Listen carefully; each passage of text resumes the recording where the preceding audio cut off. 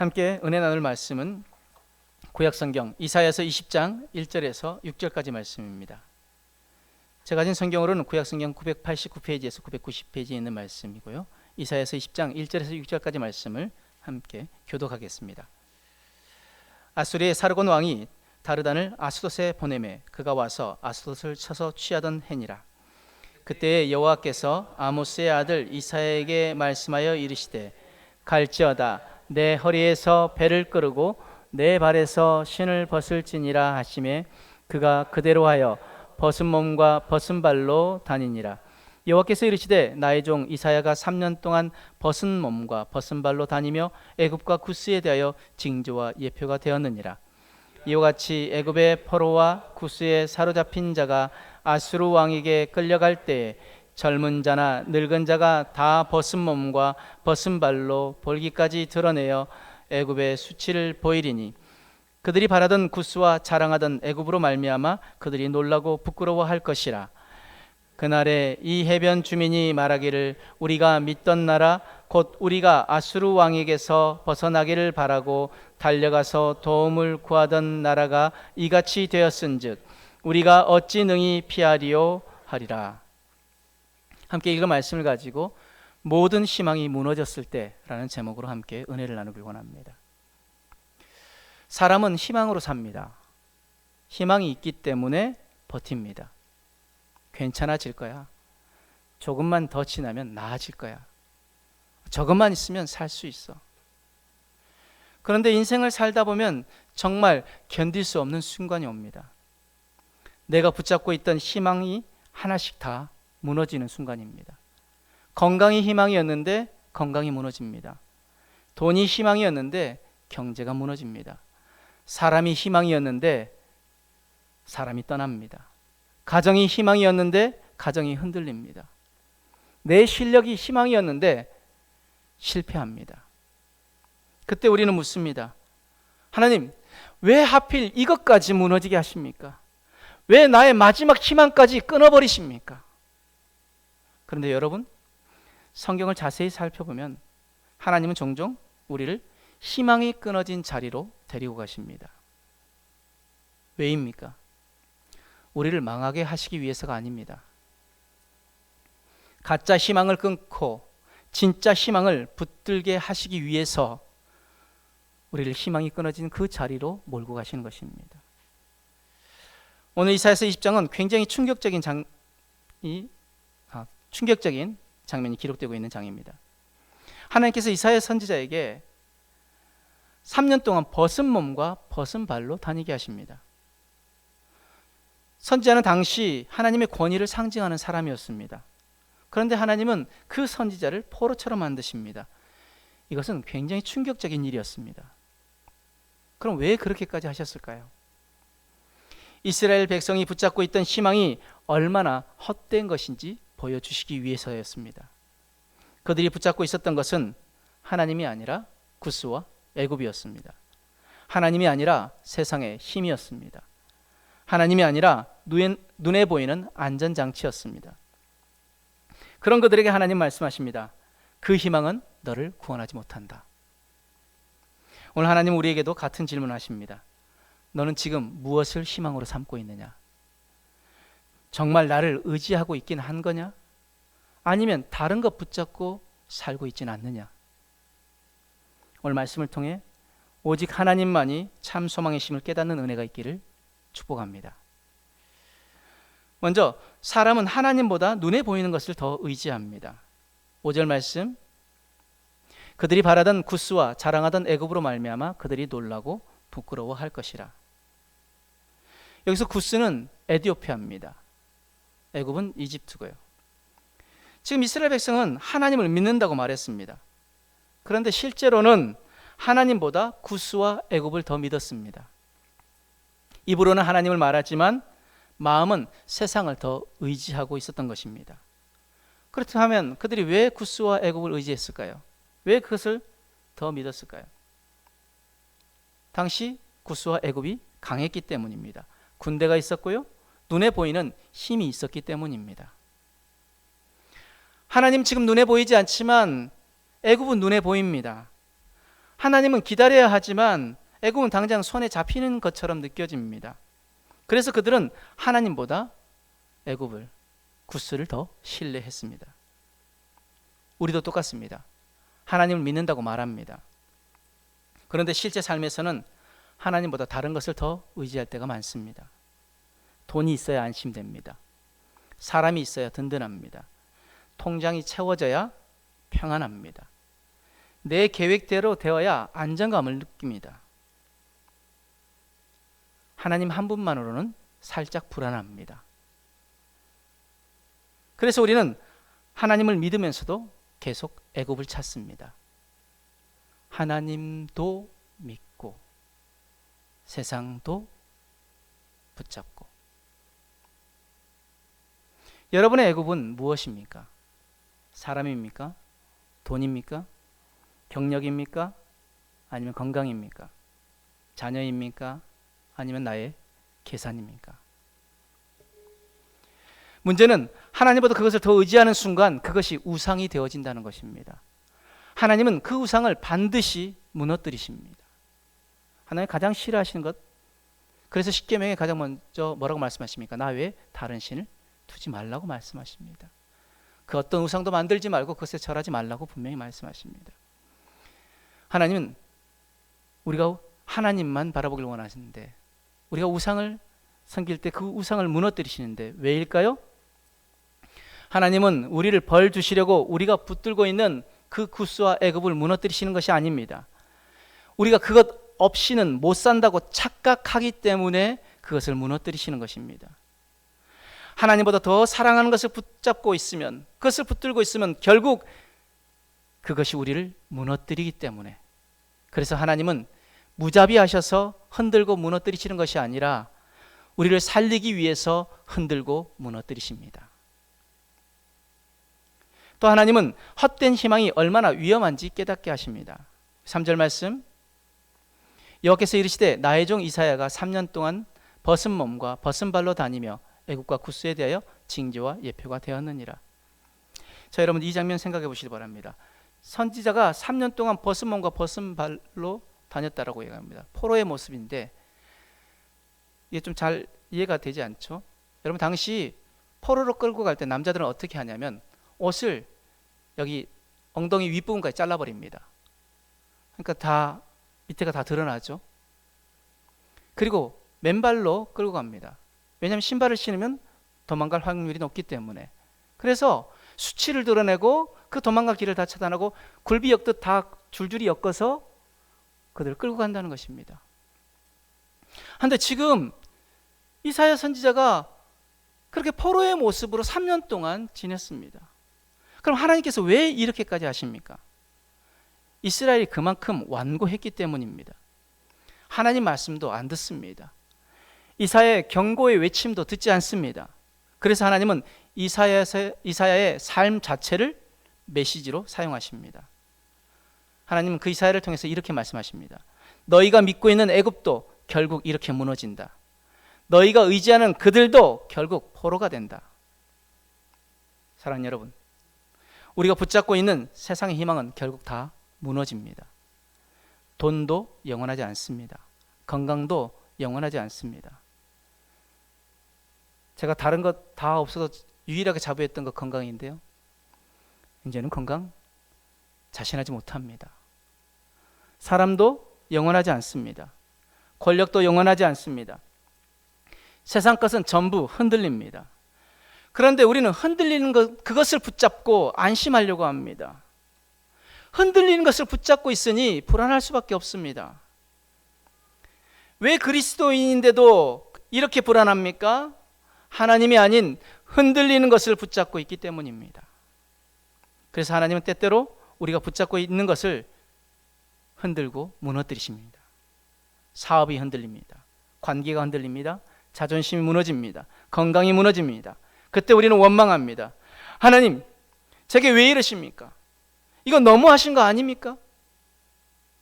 그런데 여러분, 하나님은 우리를 무너뜨리시는 것이 아닙니다. 우리가 붙잡고 있는 헛된 희망을 무너뜨리시는 것입니다. 왜냐하면 세상의 헛된 희망은 우리를 구원하지 못하기 때문입니다. 그런데 중요한 것, 희망이 다 무너진 자리가 오히려 은혜의 시작일 수 있습니다. 6절 말씀,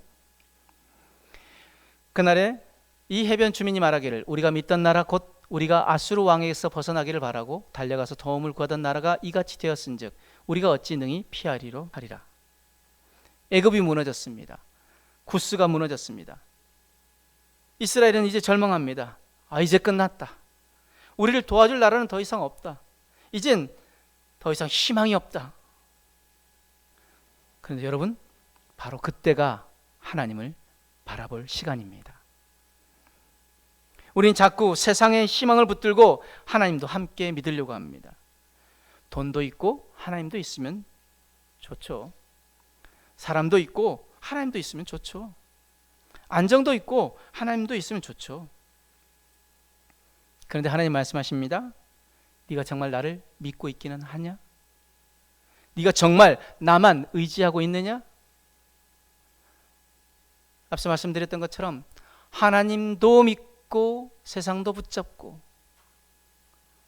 하나님도 의지하고 세상도 의지하고가 아니라 우리 하나님은 하나님만 붙잡길 원하십니다. 하나님만 의지하길 원하십니다. 세상의 희망이 다 사라졌을 때도 하나님을 붙들 수 있는가? 아무것도 보이지 않을 때도 하나님을 신뢰할 수 있는가? 믿음은 거기서 드러납니다. 홍해 앞에 선 이스라엘, 희망이 없었습니다. 뒤에는 애국 군대가 있고 앞은 도저히 건널 수 없는 큰 바다가 그들을 가로막고 있었습니다.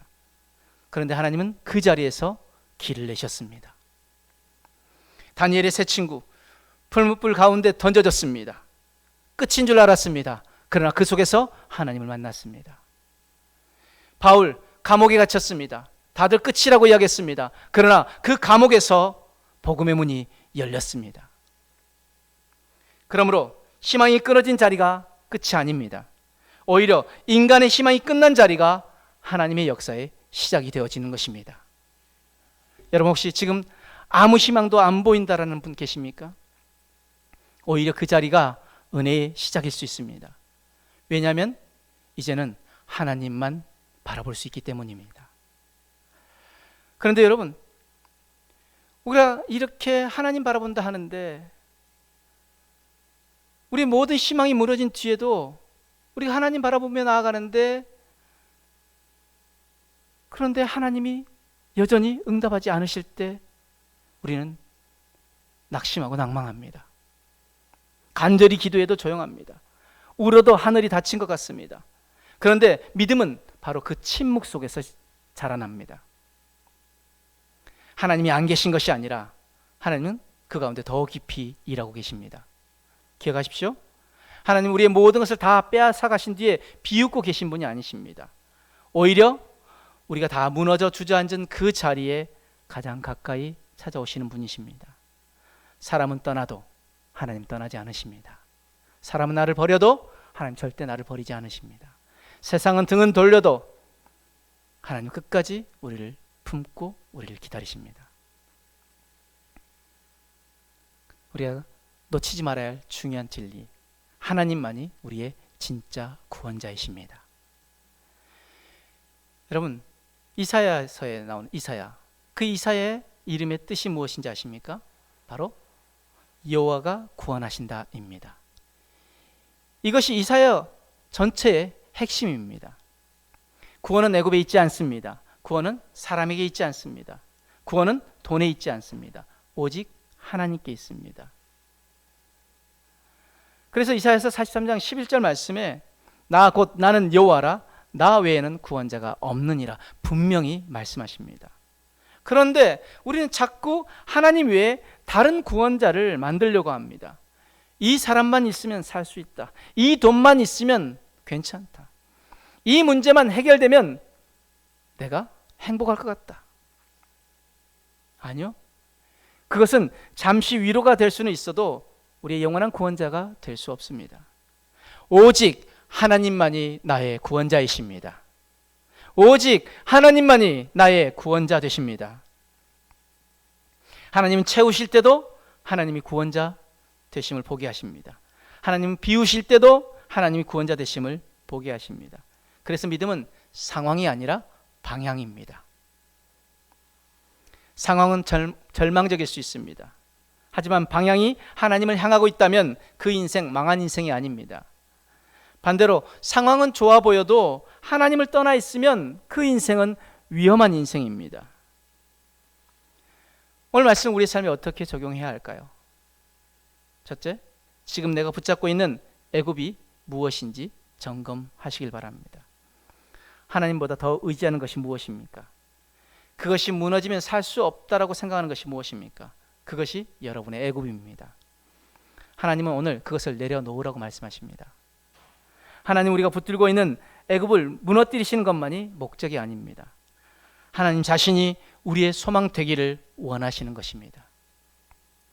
두 번째, 모든 것이 무너졌다고 다 끝난 것이 아닙니다. 희망이 무너졌습니까? 관계가 무너졌습니까? 경제가 무너졌습니까? 건강이 무너졌습니까? 그렇다고 인생 끝난 것 아닙니다. 오히려 하나님은 그 자리에서 새 일을 시작하십니다. 마지막으로 절망 속에서도 하나님을 바라보시길 바랍니다. 모든 희망이 무너진 것 같은 절망 속에서 진짜 믿음이 시작됩니다. 그 자리에서 기도하십시오. 그 자리에서 말씀을 붙드십시오. 예배 자리를 떠나지 마십시오. 감정은 흔들리고 무너질 수 있습니다. 환경도 흔들리고 무너질 수 있습니다. 그러나 우리 하나님은 흔들리지 않으시는 분이십니다. 영원토록 변함없으신 분이십니다. 그 하나님을 바라보고 붙드시길 바랍니다. 그 하나님께 피하는 자는 하나님이 생명싸개로 그들을 안으시며 닭이 날개로 병아리를 품은 같이 우리를 품으시고 그 날개 아래 보호하시는 것을 여러분 믿으시길 바랍니다. 하나님이 여러분의 애굽을 흔드시고 무너뜨리실 때 너무 원망만 하지 마시길 바랍니다. 어쩌면 하나님 여러분을 망하게 하시는 것이 아니라 하나님 없이도 살 수 있다고 착각하는 여러분을 살리고 계시는지 모릅니다. 마지막 희망이 끊어진 것 같습니까? 여러분, 희망이 끊어진 것이 아니라 하나님은 우리의 마지막 희망을 끊으시는 것이 아니라 우리의 마지막 우상을 끊고 계시는 것일 수 있습니다. 모든 희망이 무너졌을 때 그때가 하나님을 가장 깊이 만나는 때입니다. 어쩌면 모든 희망이 무너진 것 같은 지금이 가장 은혜 받는 시간일지 모릅니다. 그동안 하나님보다 더 의지했던 것들이 무너졌다면 이제는 하나님만 바라보라는 사인일 수 있습니다. 우리는 자꾸 눈에 보이는 것을 붙잡으려고 합니다. 그런데 하나님 말씀하십니다. 나를 붙들어라. 나만 바라봐라. 내가 너의 구원자다. 내가 너의 희망이다. 세상은 흔들립니다. 사람도 변합니다. 돈도 사라집니다. 건강도 무너집니다. 그러나 우리 하나님은 변하지 않으십니다. 그러므로 사랑하는 성도 여러분, 모든 희망이 무너졌을 때 바로 그때 하나님을 바라보시길 바랍니다. 그렇게 하나님만 바라볼 때 그 절망의 자리에서 우리는 가장 분명하게 고백하게 될 것입니다. 하나님만이 나의 구원자이십니다. 하나님만이 나의 희망이십니다. 오늘 한 인물을 소개하려고 하는데 호레이쇼 스패포드라는 분입니다. 이분은 1860년대 시카고에서 성공한 법률회사 사장이었을 뿐만 아니라 린드 대학교와 시카고 의과대학의 법리학 교수였고 노스웨스트 장로 신학교의 이사며 운영위원이었습니다. 또한 그의 아내 안나 스패포드는 세계적인 전도자였던 무디와 절친한 친구였고 그리고 그 무디 교회의 회계집사였으며 교회학교 교사로 섬겼던 독실한 신앙인이었습니다. 그런데 이 스패포드가 43살이 됐던 그해 1871년 시카고 북쪽 부동산에 대규모 투자를 합니다. 그런데 그해 시카고 대화재로 말미암아 스패포드의 전 재산을 잃어버리고 맙니다. 이 재난 직전에 스패포드의 첫째 아들이었던 그 아들도 급성 전염성 피부염으로 세상을 떠나고 맙니다. 엄청난 시련 앞에서 스패포드와 그의 가족들은 휴식이 절대적으로 필요했습니다. 의사도 그렇게 권고했고요. 그래서 1873년 그는 아내와 네 딸과 휴식차, 영국 등 유럽 여행을 가기로 계획했습니다.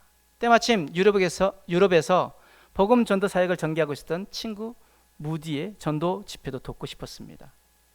그래서 1873년 11월 15일 스페포드의 아내와 네 딸을 비롯해 많은 승객을 태운 프랑스 여객선 빌르드 아브로는 뉴욕항을 출발하게 됩니다.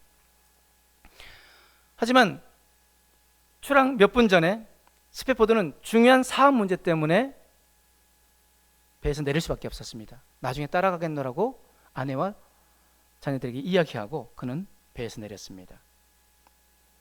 이제 스페포드를 뺀 그 배는 아내와 딸들을 태운 그 배는 순항하는 듯 했습니다.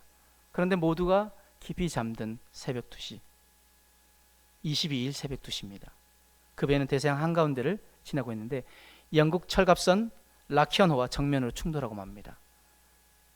그로 인해 그 배는 침몰하게 되었고 그 배는 226명의 생명을 안고 바닷속으로 가라앉습니다. 그 와중에 스페포드의 딸들은 모두 배와 함께 잠기고 아내만 물 위로 혼자 떠올라서 구명정에 의해서 구조되었습니다. 9일 후 다른 생존자들과 함께 웨일즈의 카디프에 도착한 스페포드의 부인은 그 남편에게 짧은 전문을 하나 보냅니다. 혼자만 살아남았음. 이 소식을 전해 들은 스페포드는 앞이 캄캄했습니다. 그러나 사랑하는 딸들을 잃고 정신없이 헤맬 자신의 아내가 걱정되어져서 그 아내를 데리러 가기 위해 배에 올랐습니다. 그 배에 탄 후 선장과 함께 이야기를 나누던 중 그 선장이 스페포드에게 다음과 같이 말했습니다. 지금 이 배는 당신의 딸들이 잠겨 가라앉아 있는 그 위를 지나고 있습니다. 그때까지 애써 잔잔함을 유지하려고 노력했던 스페포드의 마음에 커다란 파도가 일어나기 시작했습니다. 바다 깊은 그곳에 잠들어 있을 딸들을 생각하니 너무나도 괴로웠습니다. 그는 선실로 돌아와 아픔과 슬픔으로 밤이 새도록 하나님께 울부짖었습니다. 주님, 주님보다 주님을 사랑했던 저에게 어찌하여 이런 시련을 주십니까? 이렇게 큰 시련을 왜 제게 주십니까? 그는 방에 틀어박혀 두문불출하게 되었고 주변 사람들은 그의 믿음이 혹시 실족할까 봐 걱정하게 되었습니다. 그런데 어찌된 일인지 절망하며 탄원하던 그리고 하나님 앞에 울부짖으며 기도하던 스페포드의 그 마음속에 그 마음 깊은 곳에서 형언할 수 없는 하나님에 대한 신뢰와 평안이 솟구쳐 오르기 시작했습니다. 그리고 그의 입술에서는 평생 경험해보지 못한 평안을 고백하고 있었습니다. 평안에, 내 영혼 평안에 하나님의 뜻이 이루어지이다. 그리고 아침이 되자 스페포드는 주님이 주신 영감으로 시를 써내려갔는데 그 시가 바로 It is well with my soul, 내 영혼 평안해입니다. 시카고로 돌아온 스페포드는 무디 목사에게 재능을 인정받아서 음악 전도사로 활동하고 있던 필립 블리스에게 자신의 아픈 사연과 그리고 그 고백을 들려주었습니다. 그 고백과 그 시에 감동받은 블리스는 그 자리에서 바로 그 시에 곡을 붙였습니다. 이 곡이 바로 찬송가 413장 내 평생에 가는 길입니다. 모든 희망이 사라진 것 같은 그때 스페포드가 붙들었던 것은 세상 그 누구도 그 무엇도 아닌 하나님이었습니다. 그 하나님으로 인해 스페포드는 환경에 무너지지 않고 하나님이 주시는 참된 평안을 누리게 된 것입니다. 오늘 우리의 삶에 모든 희망이 무너졌을 때에도 스페포드가 누렸던 하나님의 평안을 누리게 되길 주님으로 축복합니다.